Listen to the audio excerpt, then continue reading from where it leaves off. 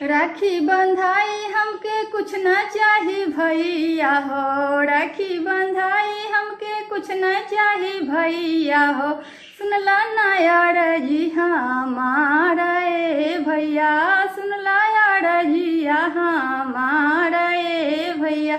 बहना के एक यारा माना ए भैया, बहना के एक यारा माना ओ भैया।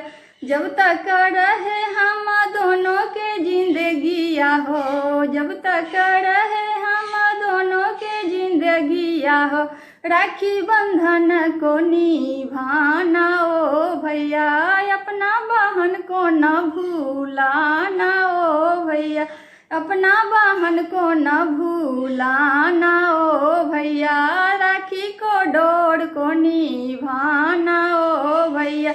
जुग जुग जिहा भैया लाख बड़ी सवा हो, जुग जुग जिहा भैया लाख बड़ी सवा हो। बहना का यही आशीर्वाद ए भैया, बहना का यही आशीर्वाद ए भैया। बहना को कभी न भूलाना ए भैया, राखी बंधन को निभाना ओ भैया।